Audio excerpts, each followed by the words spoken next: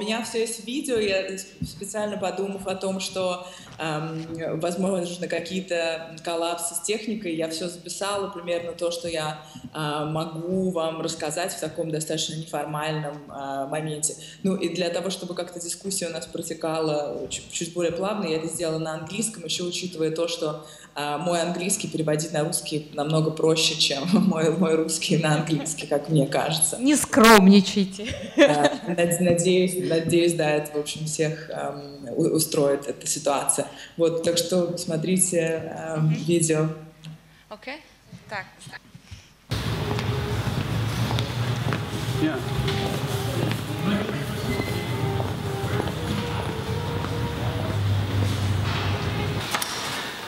You just saw my nose in front of a building of Jan van Eyck Academy in Maastricht as an indication of where I am at the moment doing research.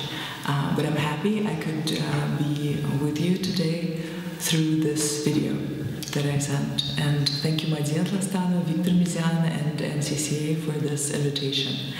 I'd like to talk about my practice today in relation to the ideas of sort of the animal and the human and the nature. And I think the animal and the human is something that I used to focus in my earlier practice, and then the human and the natural is kind of a somewhat natural continuation of it. So essentially, it's an exploration for me and establishing a language, and then I think it leaked into creating and operating, inventing your own language. And I also named this presentation based on the riddle of a sphinx that I'm going to read out to you now. Monster with the head of a woman, the wings of a griffin, and the body of a lion, the sphinx, stopped travelers on the road to Thebes and posed them a riddle. If they answered wrong, they died. The hero, Oedipus, was asked the following question: what walks on 4 legs in the morning, 2 legs at noon, and 3 at close of day? Oedipus replied that a human crawls on 4 legs as an infant, walks upright on 2 in the prime of life, and hobbles with a cane in old age. Hearing this, the Sphinx promptly ran off and killed herself. And I find it particularly exciting and fascinating because it's not about 4, 2, and 4. It's about 4, 2, and 3. It's a fantastic type of progression that I think can be applied to an art practice as well. To art practice of various artists, and hopefully including myself. And I think it's kind of about the whole idea of us learning to use a hand and then being able to model and have a prosthetic, a metallic, mechanic prosthetic that kind of imitates and can function of its own. So I'd like to go now and take you through some of the early works that I made, and let's watch a short excerpt from one of my first works from 2007 entitled Caracol.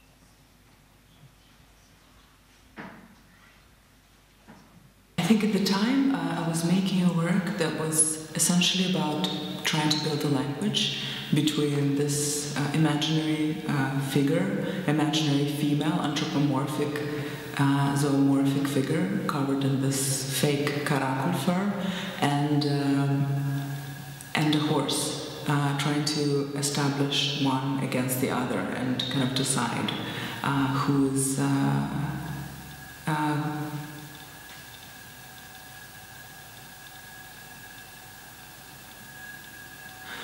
in charge in this situation. I suppose it's as simple as that. The next video, or perhaps it's better to say performance for video, is entitled Recrem, and in Avar language it means flock, as in flock of sheep. And in this video, a performer crawls on all fours, wearing this old sheepskin coat that used to be worn by the shepherds in Dagestan. And it has a very peculiar form, because it, for me, and it resembles like a moving house. You know, you're always on the move as a shepherd, and it's something that functions as an ultimate shelter and basically as a tent. And it also has these anthropomorphic sleeves that also function as a backpack, because that's where kind of they used to store food when they walked around, because they're enclosed. The sleeves, so you cannot open them at all. They're like sewn in. So they also look like claws. So this person crawls on all fours, trying to penetrate and trying to be accepted in a flock of sheep. And the only animals that show any type of interest or any desire to communicate are goats. And in the end, this person walks away on both legs, not on fours, kind of losing this attempt, some sort of primal attempt to communicate and be accepted and be engaged. And I guess it's about also what types of sacrifices we're ready to make in order to be accepted socially in any type of society, be it animal or human.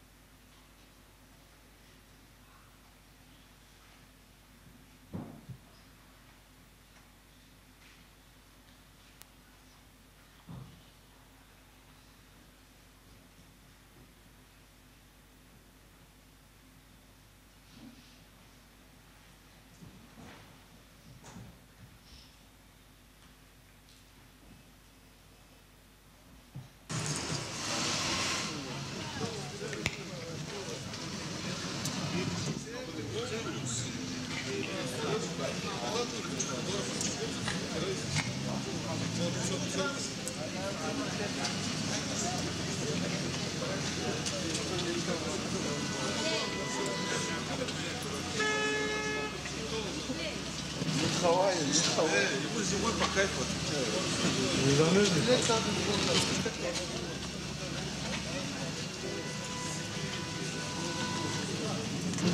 Sabe tudo isso.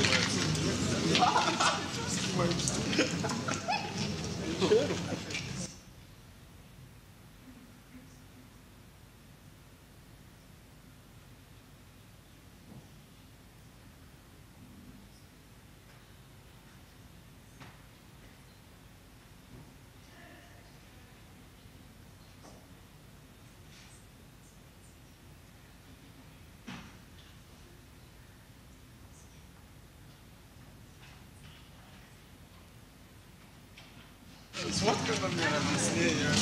Цвет какой у него свой родной? Черный, по-моему. Черный? Да?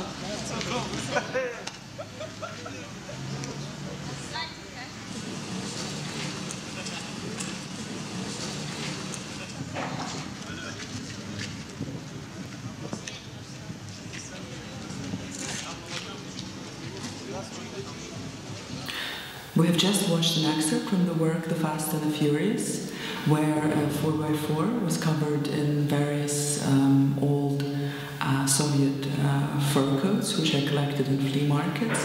And I think it was, I was trying to ask a question about sale of animality or different sort of animal qualities through marketing, and through marketing of these gigantic 4x4s, which I'm sure everyone has seen in Moscow floating around. So it was kind of a subtle critique, hopefully, on these strategies that you can own an animal, that you can become an animal for a certain amount of money, and that it's something tangible in a way. That it's something that can be tamed. Yeah, I think tamed is a much better word. And it's also about kind of this structure and this recycling that was incredibly popular in the USSR, recycling of old fur coats that kind of went on and on. And the changing culture now proposes completely different types of usage of animal products. So it also questions that. The next work, we're going to have a look. It's a 3-screen installation, and all the 3 screens are usually screened together in the same room, with sort of sounds becoming a bit of a cacophony. And it contains scenes that people might find disturbing because it has scenes of actual dogfights, or as the organizers of these dogfights call them, the testing of the fighting qualities of the Caucasian mountain dog. And it's 3 screens. One screen is an interview, a selection of interviews, which is about 20 minutes long, with the different people who are engaged in these fights or testing of fighting qualities. And another screen is the actual fights. And the 3rd screen is an archival footage that I found of the very famous wrestler Ali Ali. And I think essentially the whole work is about, for me, was about masculinity formation, and of course this sort of very basic parallel between the animal and the human on the one hand, but then also this markers of historical masculinity, of how the war performed, how they are performed now, what is the relationship between the human and the animal in these particular fights, because I think they have quite an interesting structure that is mostly ignored by the media and by the type of the representation these events receive, because there are certain markers when the dogs signal that they don't want to fight anymore, and they're not trained, they're inherent, and that's when the fight stops. So it's a completely different structure, let's say, than the fights of bulldogs in Liverpool in the so-called First World. So I think it was, for me, it was these various things. It was questions of what becomes historical knowledge. It was about the man and the animal relationship, and it was about kind of making this structure visible, and also about kind of female position in quite a kind of patriarchal, machist society. It was all these things that I was thinking about when I was making this work, and now we can watch a few excerpts. А приходят женщины на бои? Ну, редко. Многие же это считают, ой, что это мужской спорт, мужское занятие, нельзя, не так поймут. Я, например, на это не обращаю. Мне нравится, я иду. Мне нравится, я смотрю.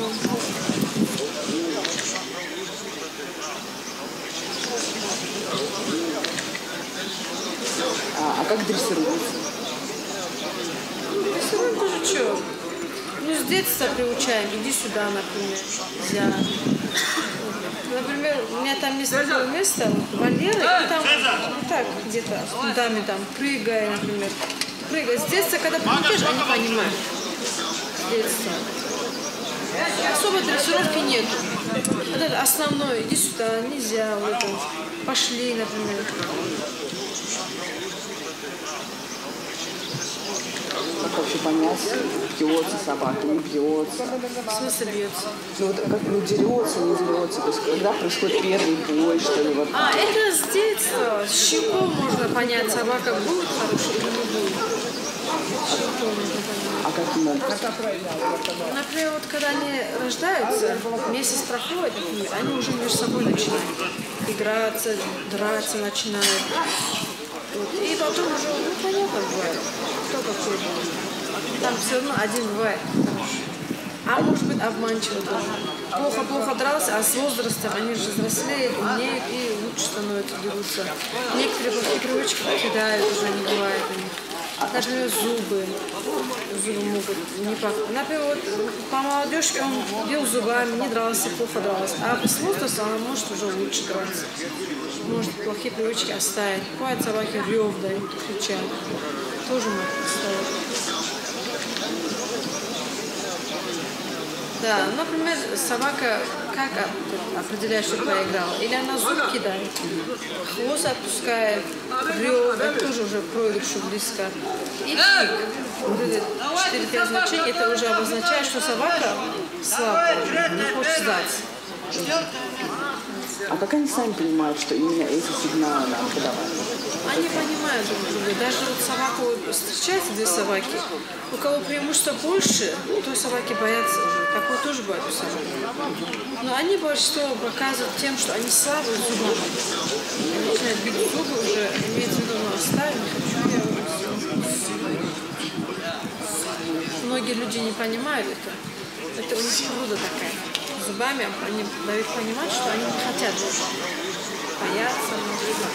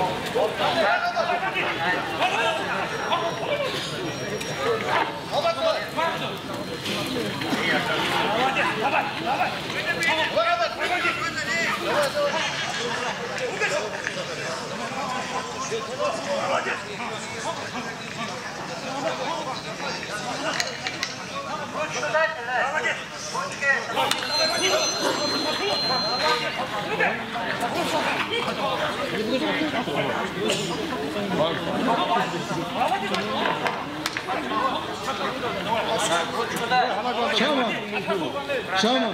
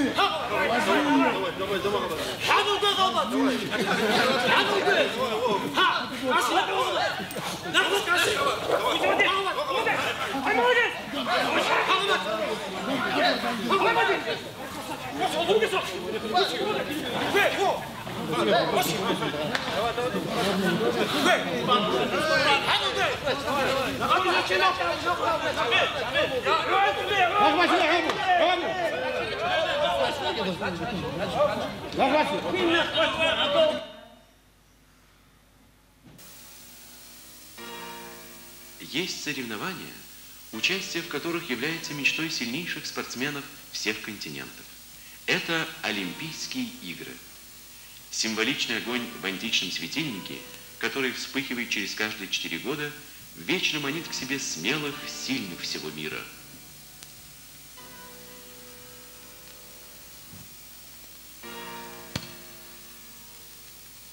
Али Алиев, первый дагестанец, участник таких крупных соревнований 5 континентов.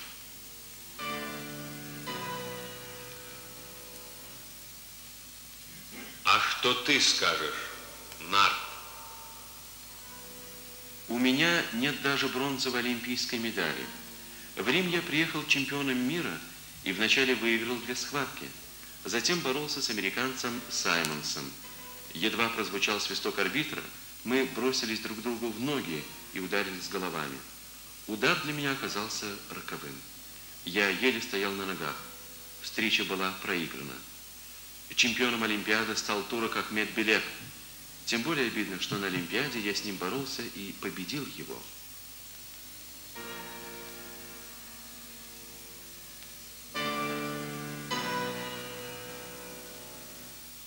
А что случилось в Токио? Выиграв у монгола и у поляка, я снова встретился с Саймонсом и решил сразу идти на ничью. Я уже боялся его, просто не мог настроить себя на победу, чтобы выиграть. Но после понял, что если бы по-настоящему боролся, то выиграл бы. А когда Саймонс проиграл индусу, которого я легко победил, это совсем меня расстроило. Я оказался на 4-м месте.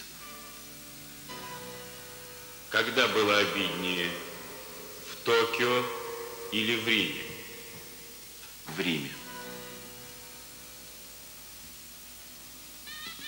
And I think now we come to the works of 2012, and I think this is where the sort of the shift happens when I'm kind of went through this interest in the kind of human-animal relationship. I'm sure it will kind of loop back in at some point, but I think in the next body of work, the nature becomes the major actor. In some works, it's the most dominant actor, leaving the man behind, and in some works, it's kind of is an actor of equal rights. So I started having like a very complex relationship with nature, where I might use it as a prop, I might use it as a threat, I might use it as as something I consume, and so on. So, I mean, I use the word usage quite consciously, just because that's my artistic position, but it doesn't, I think, diminish the level of engagement and the level of sort of, I think, equality of some sorts that that the works have, and that the nature, representation of nature has in my work in relation to the human. So the work, some acts that we're going to see now is entitled Gamsutil, and essentially I was thinking about this work. I thought about something that would be a commemoration of a specific site, specific really quickly decaying site, so it would be a portrait.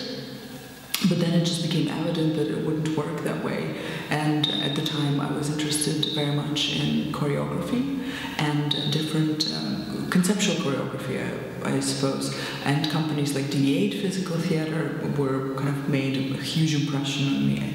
So I decided to narrate a story through a male body, to narrate a story of this particular site.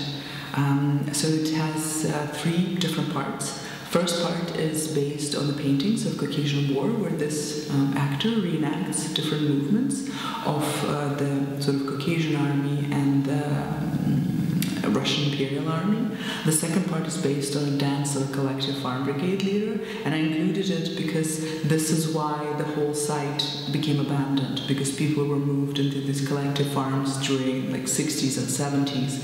And then a more contemporary part where this man sort of maps out the architecture and also becomes part of this architecture and sort of extends it with his own body and repairs it with his own body in a way. And I think it's quite important, for example, even what he's wearing, because sometimes he's a cavity of some sort, sometimes he's a doorway in this story.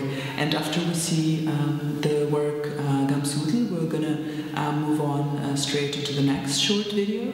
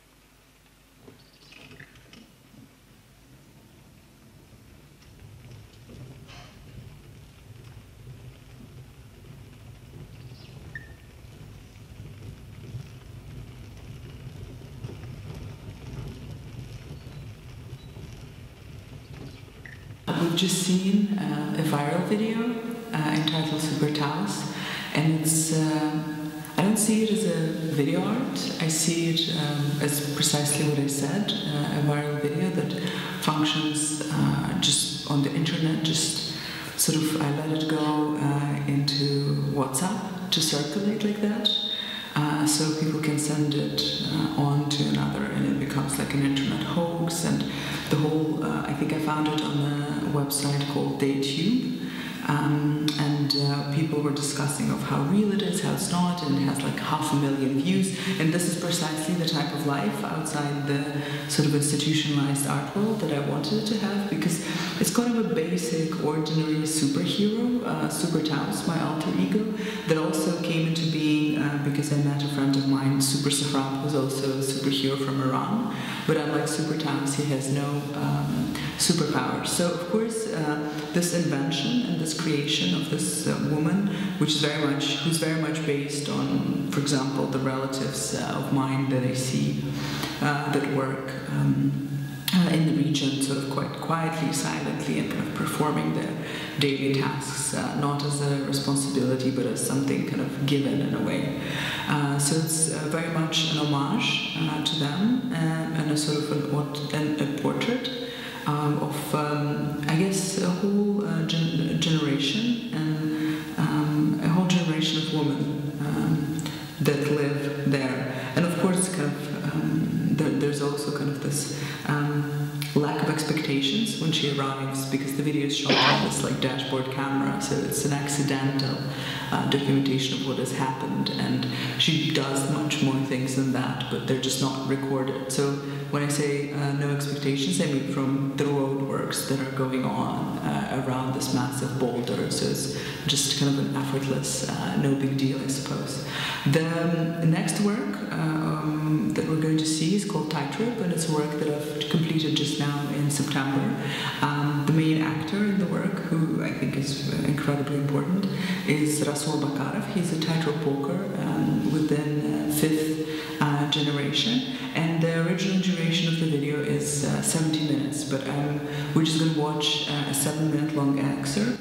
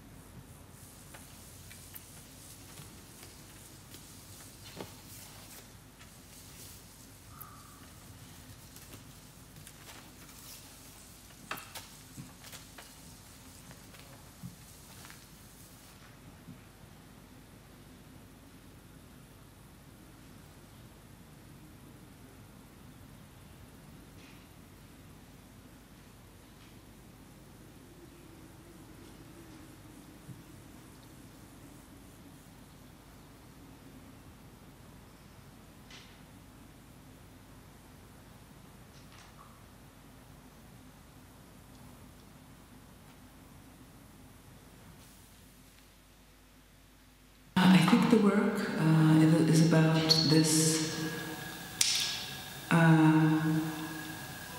a question of what is to be taken into the future, what type of art, what type of collecting, how do post-Soviet museums collect, what do they choose and what do they choose to show. And in my head, these two structures, I call them a bicycle rack on the right, where the works are structured based on size, and then this sort of metaphor of this sort of, I don't know, modernist building, modernist contemporary museum building on one hand, and then this sort of some sort of arch or some sort of cube of a museum storage in a way that is actually modeled on this museum storage of Dagestani Museum of Fine Art, where I've taken the originals and then made copies from them. So basically, kind of a little bit about the process. We've selected 61 work, which represents the whole history of the art of the region. And they're based, the selection was based on a text written by Janila Dagirova, which is an overview of the whole history of art, and it's the only view that I found from the end of 19th century, and we ended it on the year 2000. So it's basically a whole history of art represented through one collection, and then basically we chose one work per artist with the museum collections curators. So it's also like, it's the opinion of the curators, the opinions of the museum director, the deputy director, and my own, and people who worked on the project with me.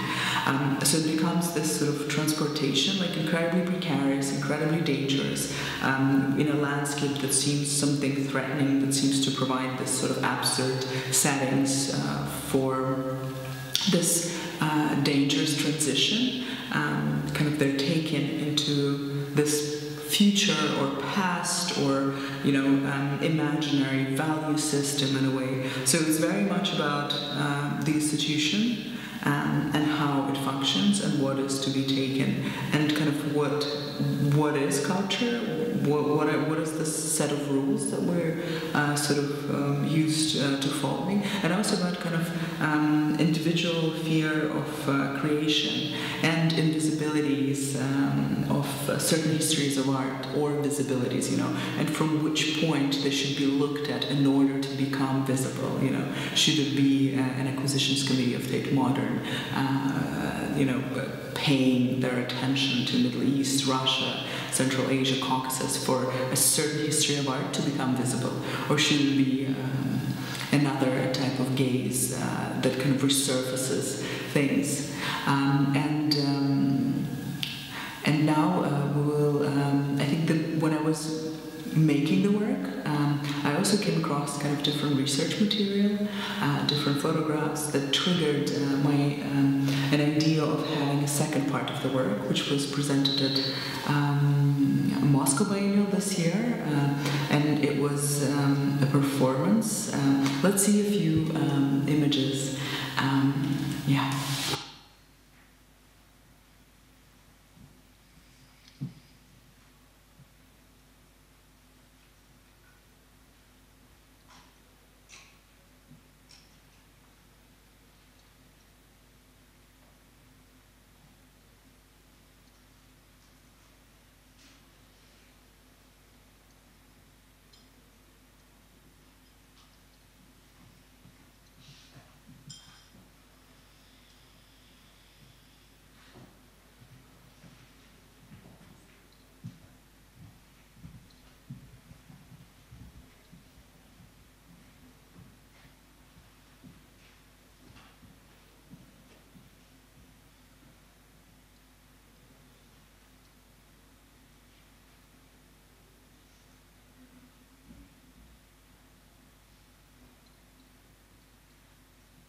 The slides that we've just seen is a documentation of performance that took place at VDNH during the 6th Moscow Biennial, and the performance is, it's a very complicated title actually, so I need to read it in order not to make a mistake. I know it's my own, but this is the way it is.